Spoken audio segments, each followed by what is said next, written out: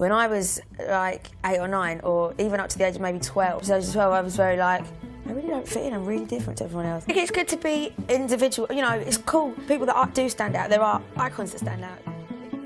Hey guys, it's me, Allie. Today I am back for another video. It's a little bit different than my normal videos. I have fallen down a rabbit hole of Amy Winehouse's personal style. She is a top style icon for me. Her music is fantastic. Her story is fascinating. It's definitely a cautionary tale about addiction, about love, about fame. And I just think Amy is so real. She's always been so real. She's never given a fuck. I am also that kind of girl. I did upwards of about 10 hours of research, and I went through essentially an auction that happened in 2021 of a lot of Amy's personal belongings. Have it up online with like details of everything, pictures of the tags, brands that she wore. I will be sharing all of it, don't you worry. It was a little bit concerning at first because I was like, this is Amy's personal stuff, especially because of everything that happened with her father and like potentially being like a little money hungry, like, you know what I mean? Then I realized the clothes that Amy wore and loved and like her personal belongings and stuff. It's nice, a fan, to be able to have that and like give the piece or the item new life. You know what I'm saying? It's better than possibly sitting in Amy's mother-father basement because they can't stand to look at that stuff. You know what I mean? Also, all of the proceeds from this auction were donated to the Amy Winehouse Foundation, which was started after her passing. The Amy Winehouse Foundation directly supports women that are struggling with addiction. So it's obviously amazing that they're doing something great with her memory. Her music lives on in all of our hearts. She will forever be a pop culture icon. So without further ado, let us do our little deep dive into the personal style of Amy Winehouse.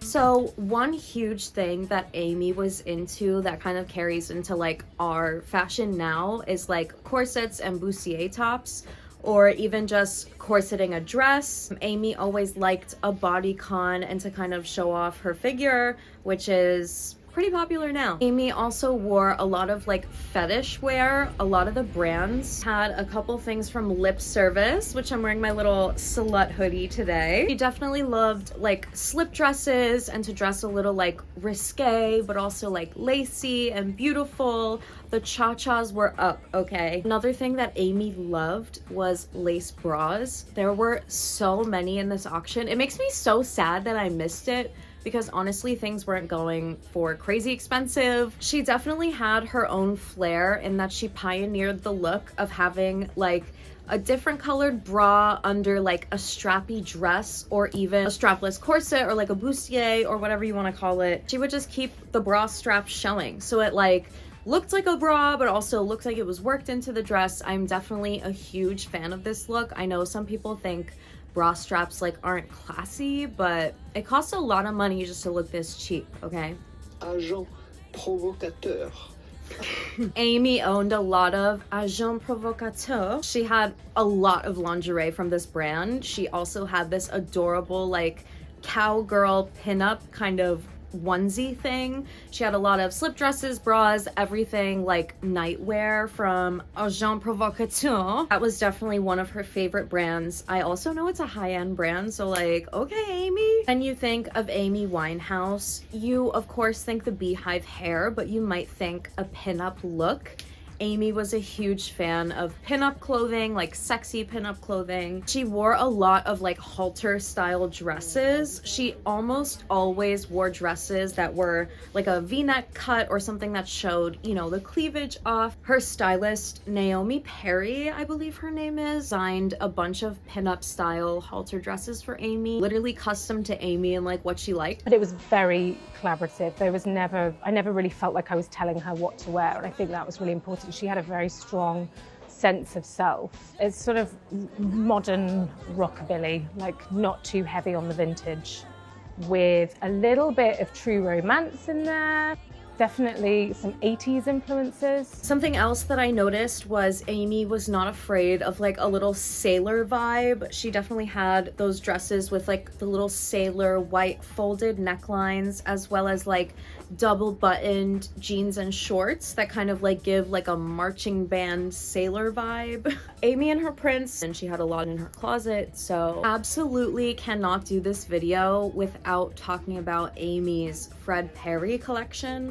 We didn't know about this. I'm doing Fred Perry. I've done 3 collections now. This was in my first collection. It's cute, isn't it? I love it. Like, I love it. So Amy was a huge fan of this British brand called Fred Perry, designer I guess I should say. And the brand is kind of like sportswear inspired. They have a lot of like signature polos with their little crest on them. And Amy was always seen wearing them. So she did a collaboration. She did a fashion line with Fred Perry towards the end of 2009 and 2010, I believe. A little bit before her death. So it was definitely one of the last larger projects she worked on. And to talk about the collection, oh my goodness, it was so cute. So first of all, Amy was into the polo look, but she wouldn't button it up. She would almost wear a polo that's like one size too small for her and then unbutton it so the cha-chas were out, you know what I'm saying? I think it's so cute. She would also pop the collar. Oh my god, I could do it right now. Wait, my shirt was fucked up this whole time. Oh my god, I'm so sad. She just had her own flair for the way she wore polos, and it was very cute. So Amy said that she did design everything in the collection, probably with Fred Perry. But yeah, there's a lot of checkered motifs, almost like bowling shirt vibes. There was a lot of pink. There was an Argyle sweater dress that Amy was seen wearing. There was a gingham romper. I went to the Wayback Machine and I tried to find all of the photos from the original campaign because Google or whatever forums right now only have like the same 6 pictures, and I know there has to be like 20. So I went on the Wayback Machine, I found the URL for the Fred Perry website, I was looking at it, and of course, Google or whatever forums right now only have like the same 6 pictures, and I know there has to be like 20. So I went on the Wayback Machine, I found the URL for the Fred Perry website, I was looking at it, and of course, the only thing that doesn't load on the website is the photos of Amy modeling. And Amy had kind of like her own style. I wouldn't know exactly how to like classify this besides like a little bit sailor, a little bit pinup, a little bit like sporty, but that was all very Amy. Amy was a big fan of Betsey Johnson, which makes me so happy because whenever somebody asks who's your favorite designer, my first instinct is always Betsey Johnson. I just love her prints, I love her style, I love the silhouettes, I love everything. But it just feels cringe. But to know that Amy Winehouse was supporting Betsey Johnson in like the Betsey Johnson prime makes my heart happy, okay? We had a couple iconic dresses from Betsey Johnson, one of them being a zebra print dress with like florals on it. Oh my god, she looked gorgeous in it, and it's so beautiful, and it resells on eBay for like hundreds of dollars, so don't even try it. She also had this one that was like pink zebra print, and oh my god, it was so cute. It was a long sleeve bodycon dress. I'll of course have the photos. Another thing Amy was not shy about is sportswear. She had a lot of cute little tennis kind of outfits, a lot of Adidas pieces that could be worn outside of like the court or the sports area. But yeah, I think in her casual style, she was very like hipster, graphic tee, sportswear, casual, and then when she went out, ooh, she would turn it with those patterns and those silhouettes. She knew how to get sexy, okay? For accessories, Amy loved her cute sunglasses. She loved her cute belts. If anything, she loved belting right at the waist to give a little snatch before snatching was really a thing. She loved her cute bags, and girl, I understand. Amy wasn't wearing things that other people were really wearing, and I love that about her because that's something that I look for when I'm getting dressed. She was also not afraid of a custom standout piece. Another thing that I noticed about Amy is that she was big on customizing her clothes and also really wearing them to the fullest. You can definitely see this in some of her paparazzi photos. Like, her shoes are just dirty, her jeans are all stained. But me personally, I can relate to that. I always say stains are like part of the look, you know, it's grunge. She had this pair of jeans that was embroidered with her name, and then on the back it said Sinatra is God, and I was like, that's so cute. Like, just express yourself through your clothes, you know what I mean? She also had a couple bags that she has customized. One of them looked like kind of like something you would do at school and like all your friends sign your cast, but in this case they signed her purse, and I was like, wait, that's adorable. The second thing was a bag that she customized herself, and it just had like a hodgepodge of patches on it, and there was like one that said something about Chicano, and I was like, okay, go off, Amy. Iconic piece of Amy Winehouse fashion history is the Moschino bag that was custom made for Amy.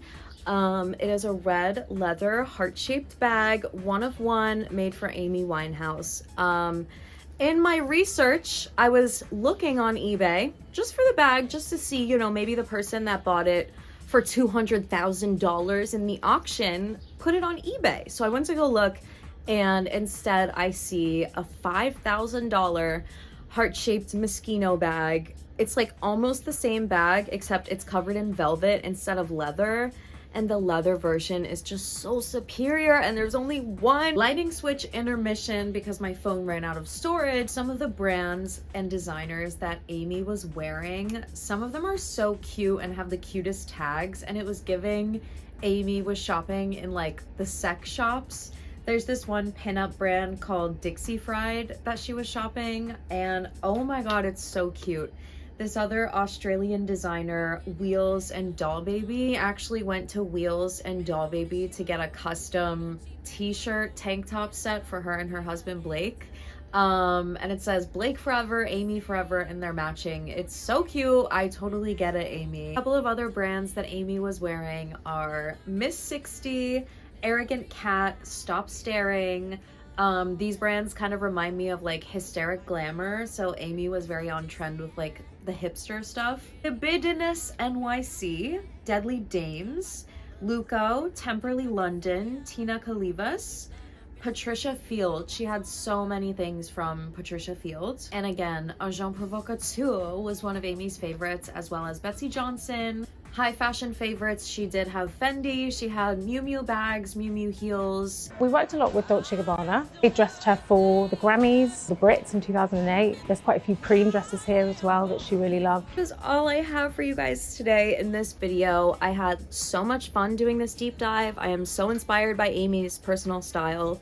I am, of course, looking up all the brands that she wore on eBay and trying to acquire a few Amy-esque pieces. Also, I want one of the original Fred Perry pieces so bad. If you're gonna look them up on eBay, just be sure the tag says Amy Winehouse and not Amy Winehouse Foundation, because those are not the originals. Thank you guys so much for watching and tuning in. I really appreciate it. I hope you got some inspo from this video. I like doing this kind of format of just like talking and showing you guys my special interest of the month.